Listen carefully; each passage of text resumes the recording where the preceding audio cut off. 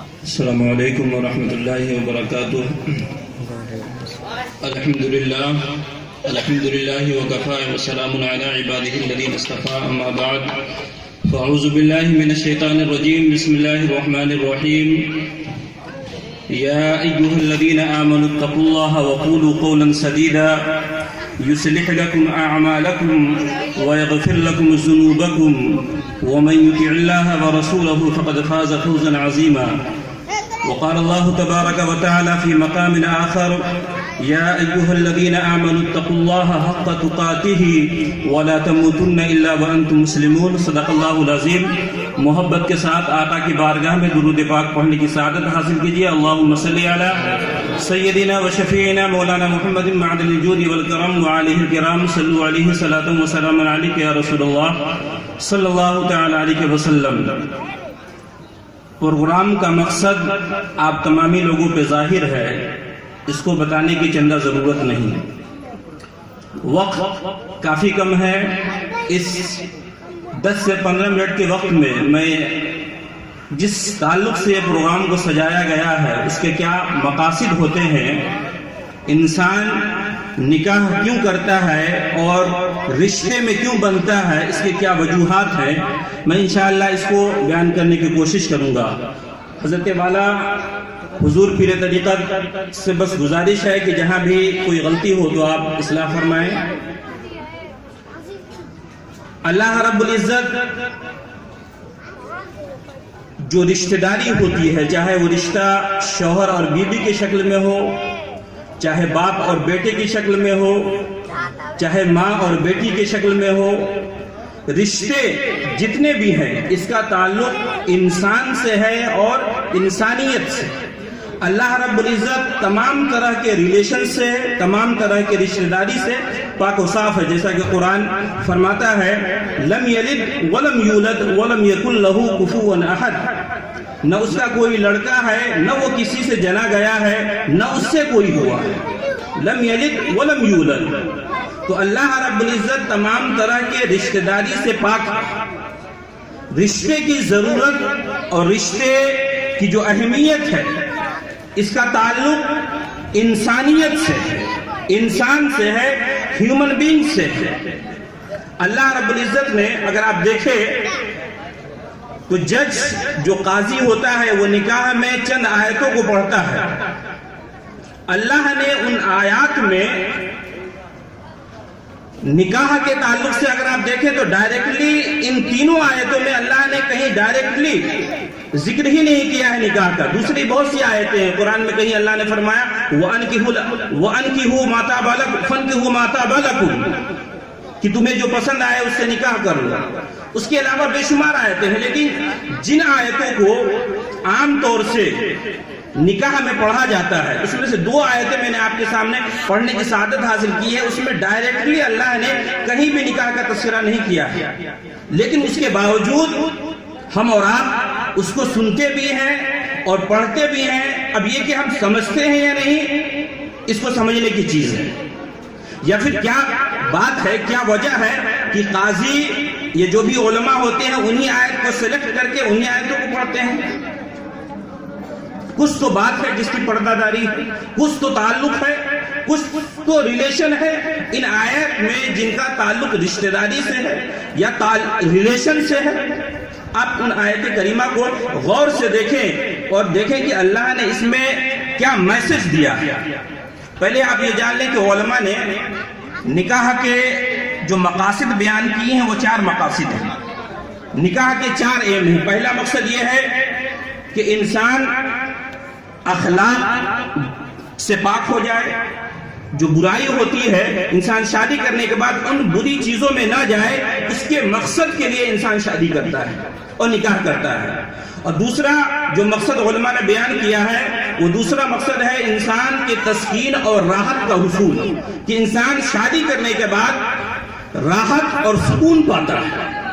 اور تیسرا مقصد جو علماء نے بیان کیا وہ یہ ہے کہ نسل آدم کی افزائش یا اس کی بڑھوتری، کہ انسان جب شادی کرے گا ظاہر سی بات ہے 2 آدمی کے ملاپ سے، مرد اور عورت کے ملاپ سے نسل بڑھتی ہے، نسل کا بڑھاوا ہوتا ہے۔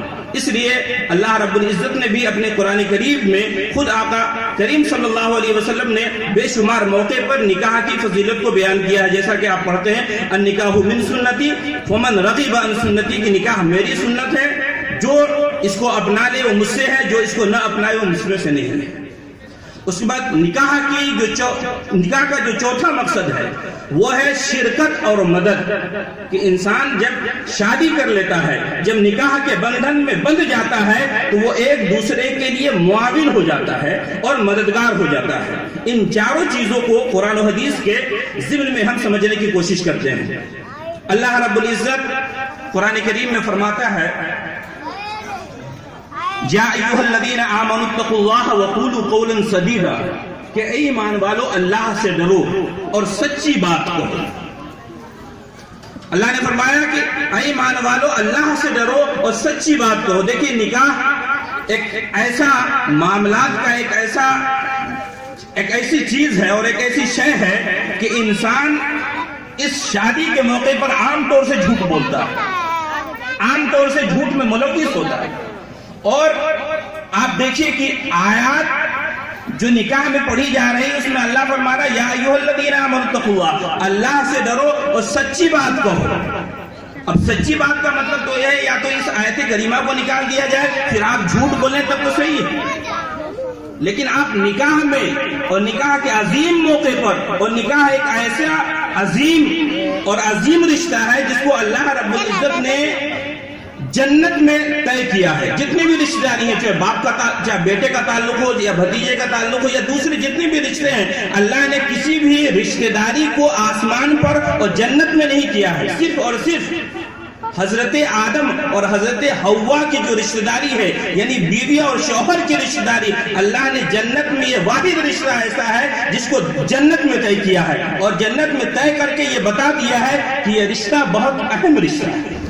جب اس رشتے کو تم کرنے جا رہے ہو، نبھانے جا رہے ہو، تو یا ایھا الذین آمنوا اتقوا اللہ، اللہ سے ڈرو اور سچی بات کہو۔ اگر آپ جھوٹ بولتے ہیں، کوئی آدمی دہیج لے رہا ہے تو دہیج سے لینے کا بہانہ یہ ہوتا ہے نہیں ہم تو نہیں لے رہے۔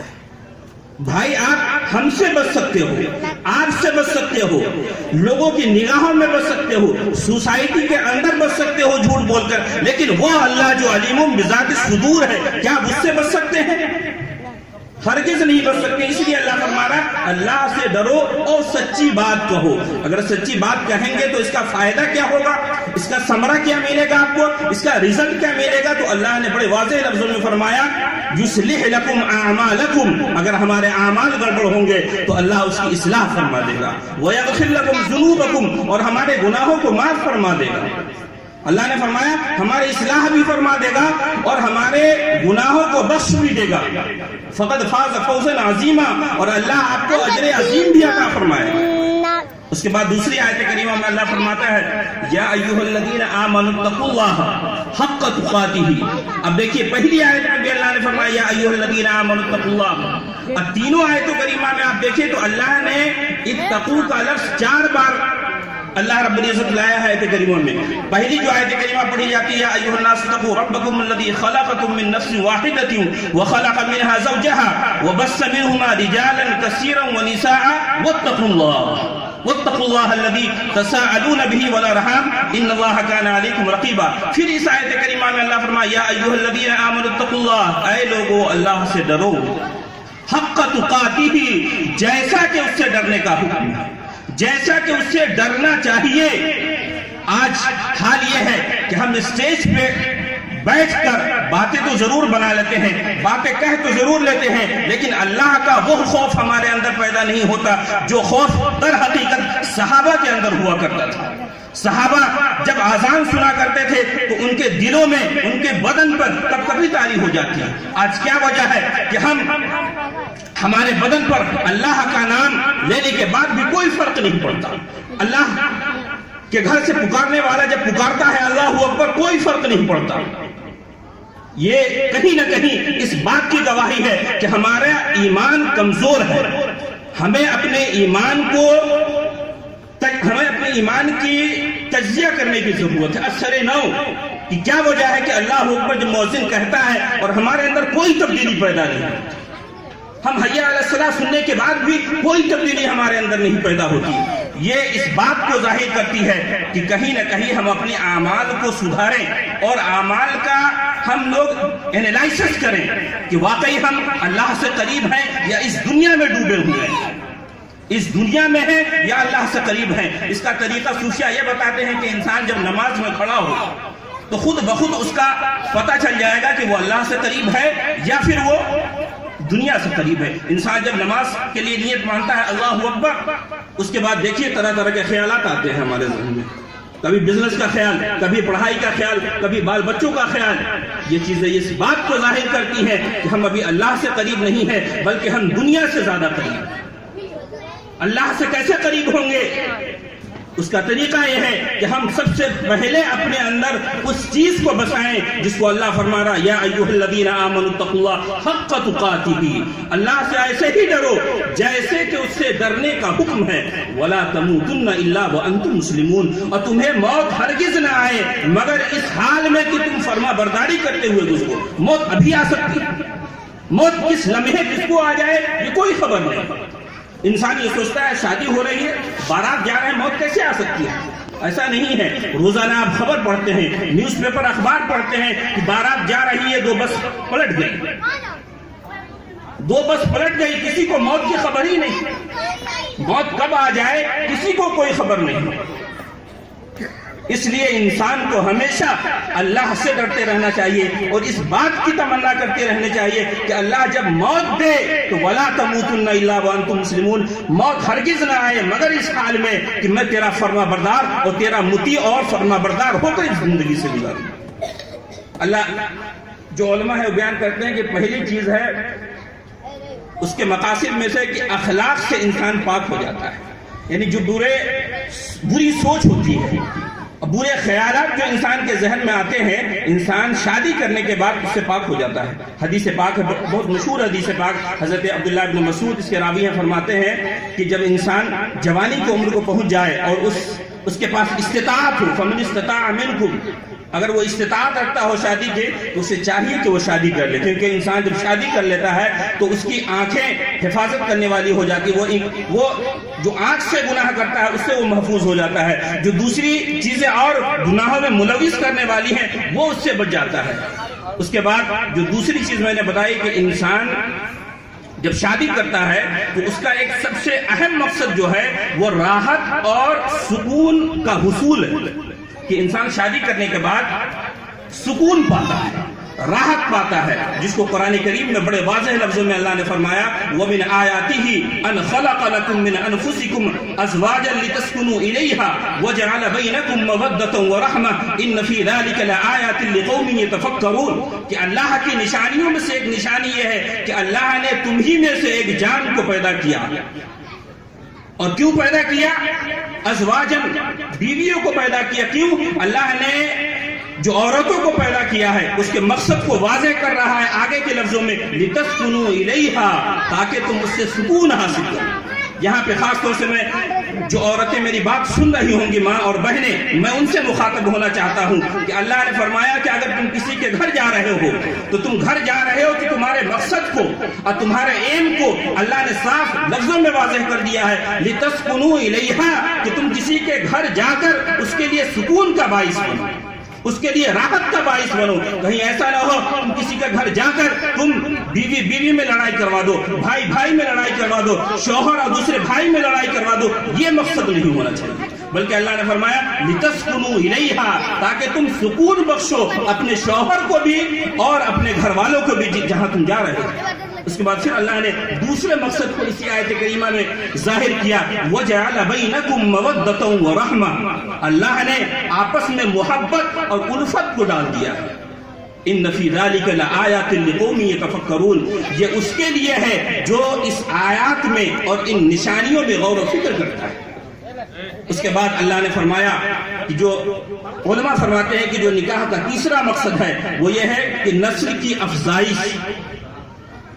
اللہ نے قرآن کریم میں خود جب خطبہ کے نکاح پڑھا جاتا ہے اس میں بڑے واضح لفظوں میں اللہ نے فرمایا یا ایھا الناس اتقوا ربکم الذی خلقکم من نفس واحدۃ وخلق منها زوجها وبث منهما رجالا کثیرا ونساء.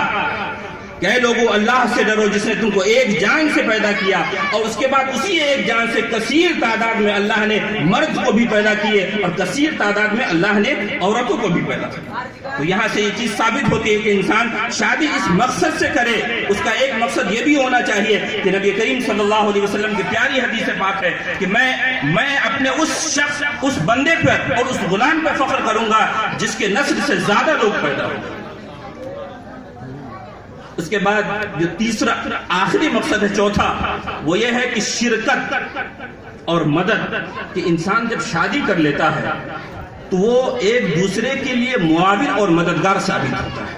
ظاہر سی بات ہے جتنے بھی انسان ہیں ہم اور آپ اللہ نے پیدا کیا ہے اس کے مقصد کو بھی اللہ نے واضح کیا ہے قرآن کریم میں کہ اللہ نے عورت کو کیوں پیدا کیا ہے اور اللہ نے مرد کو کیوں پیدا کیا ہے. دونوں کے مقصد کو اللہ نے ایک آیت میں بیان کیا ہے وَمَا خَلَقْتُ الْجِنَّ وَالْإِنسَ إِلَّا لِيَعْبُدُونَ کہ میں نے جناتوں کو اور انسانوں کو اپنی عبادت کے لیے پیدا کیا ہے. جب اللہ نے انسانوں کو اور جناتوں کو اپنی عبادت کے لیے پیدا کیا ہے تو جب انسان مرد اور عورت کی شکل میں ایک ہو جاتے ہیں تو اب یہاں پہ شرکت کا مقصد ہو جاتا ہے. شرکت مقصد کیا ہے؟ شرکت مقصد کو بھی اللہ نے قرآن کریم میں بڑے واضح لفظوں میں ذکر کیا ہے کہ انسان جب دو ملتا ہے تو دو ملنے سے انسان اسٹرانگ ہوتا ہے. کوآپریشن جب ہوتا ہے ظاہر سی بات انسان جب تک انڈیویجول ہے جب تک تنہا ہے تو اس کی اتنی طاقت نہیں ہے جتنی کہ جب انسان دو ہو جائے. جب انسان دو ہو جاتا ہے تو وہ ایک دوسرے کے لیے معاون اور مددگار ثابت ہوتا ہے. جب معاون اور مددگار ہوگا تو اللہ نے اس کے لیے حکم کیا دیا. اللہ فرماتا ہے سورہ توبہ کے اندر کہ والمؤمنون والمؤمنات بعضهم اولیاء بعض یامرون بالمعروف وینہون عن المنکر کہ مومن مرد اور عورت یہ ایک دوسرے کے لیے اولیاء ہیں ایک دوسرے کے لیے مددگار ہیں. کس بات میں مددگار ہیں؟ یامرون بالمعروف بھلائی کا حکم دینے میں ایک دوسرے کے مددگار ہیں. وَيَنْهَوْنَ عَنِ الْمَعْرُوفِ وَيَنْهَوْنَ عَنِ الْمُنْكَرِ اور برائی سے روکنے میں ایک دوسرے کے مددگار ہیں. یعنی جب آپ ایک تھے تو تنہا صبح اٹھا کرتے تھے نماز پڑھنے کے لیے لیکن اب جب دو ہو گئے ہیں تو فجر کی جب آذان ہو یا کسی وقت آپ سوئے ہو تو میاں اور بیوی میں سے کوئی پہلے اٹھ جائے تو اس کی ذمہ داری ہے کہ اپنے شوہر کو جگائے. اگر شوہر پہلے اٹھ جائے تو اپنے بیوی کو جگائے. یہ اللہ اس چیز کو اللہ چاہتا ہے. یأمرون بالمعروف وینہون عن المنکر کہ بھلائی میں ایک دوسرے کا ساتھ دو. اگر شوہر پہلے اٹھ جائے تو شوہر پہ ضروری ہے کہ بیوی کے لیے پانی رکھے بیوی کو جگائے اور کہے کہ نماز کا وقت ہو گیا ہے نماز پڑھ لو. آج معاشرے کو دیکھیے سوسائٹی کو دیکھیے تو لوگ اس قدر دین سے دور ہیں کہ خود تو نماز پڑھ لیتے ہیں لیکن اپنے گھر والے کو نماز کی تلقین نہیں کرتے اور گھر والے کو تلقین کریں تو کیسے کریں؟ خود اگر اس پہ عمل پیرا ہو جب تو کریں گے. اگر آپ خود صاحب عمل نہیں ہیں خود صاحب تقوی نہیں ہیں تو آپ کیسے آپ گھر والوں کو کہیں گے آپ بھی نمازی بن جائیے؟ چونکہ اللہ فرماتا ہے اتأمرون الناس بالبر وتنسون انفسکم کیا تم لوگوں کو بھلائی کا حکم دیتے ہو خود اپنے آپ کو بھلا بیٹھے؟ پہلے ضرورت اس بات کی ہے. اللہ فرماتا ہے دوسری جگہ قرآن کریم میں قوا انفسکم واہلیکم نارا کہ پہلے اپنے آپ کو آگ سے بچاؤ اس کے بعد گھر والوں کو کوشش کرو. پہلے اپنے آپ کو بچاؤ اپنے آپ کو دیکھو کہ میں کتنا اللہ سے قریب ہوں یا میں کتنا دنیا سے قریب ہوں. اگر آپ اللہ سے قریب نہیں ہیں تو اس بات کی کوشش کیجئے اس بات کے لیے تگودو کیجئے کہ اللہ مجھ سے پہلے راضی ہو جائے. اگر اللہ آپ سے پہلے راضی ہو جائے گا تو انشاءاللہ آپ کے گھر والے سے بھی راضی ہو جائے گا. آپ کے گھر والے آپ کو خود بخود قبول کر لیں گے. یہ انسان پیکر ہدایت ہے یہ انسان متقی ہے یہ انسان صالح ہے لیکن پہلے آپ کو وہ چیز کرنی پڑے. لِمَ تَقُولُونَ مَا لَا تَفْعَلُونَ وہ بات مت کہو جو خود نہیں کرتے ہو. پہلے انسان اپنے آپ کو صاحب عمل بنائے. انسان پہلے خود اپنے آپ کو مزین کرے ورنہ کلمہ تو سب لوگوں نے پڑھا ہے لیکن اس کلمے پہ عمل نہیں ہے. بقول علامہ اقبال کہہ دیا زبان سے لا الہ الا اللہ تو کیا حاصل کہہ دیا زبان سے لا الہ الا اللہ تو کیا حاصل. دل و نگاہ مسلمان نہیں تو کچھ بھی نہیں. دل و نگاہ مسلمان نہیں تو کچھ بھی نہیں. پہلے دل اور نگاہ کو مسلمان کیجیے. پہلے زبان سے کہیے لا الہ الا اللہ اس کے بعد اس لا الہ الا اللہ کو اپنے دل میں بٹھائیے تب اسلام غالب ہوگا. وَأَنْتُمُ الْأَعْلَوْنَ إِن كُنتُم مُؤْمِنِينَ. تم ہی غالب ہوگے اگر تم سچے مسلمان ہو. سچے مسلمان تو ہم اپنے آپ کو ثابت کر لیں اللہ اس کے رسول کے نزدیک کہ ہم سچے ہیں. سچے آپ جس روز ہو جائیں گے وَأَنْتُمُ الْأَعْلَوْنَ إِن كُنتُم مُؤْمِنِينَ. آپ کے لیے سب کچھ ہو جائے گا. حکومت بھی آپ کی ہوگی, حکمرانی بھی آپ کی ہوگی, یہ زمین بھی آپ کی ہوگی, سب کچھ آپ کا ہوگا. شرط یہ ہے کہ ہم اللہ کے جو قوانین ہیں, رسول کے جو فرامین ہیں, اس پر عمل کرنے کی کوشش کریں. انہی باتوں کے ساتھ میں اپنی گفتگو ختم کرتا ہوں اور دعا کرتا ہوں اللہ سے کہ جو باتیں میں نے بتائی ہیں اس پر ہمیں بھی اور آپ کو بھی عمل کرنے کی توفیق و رفیق عطا فرمائے. اور اس مختصر سی گفتگو میں اگر کہنے میں کسی قسم کی کوئی آمدن یا سہوا غلطی ہو گئی ہو تو میں اعلانیہ توبہ کرتا ہوں. استغفر اللہ ربی من کل ذنب واتوب الیہ. السلام علیکم.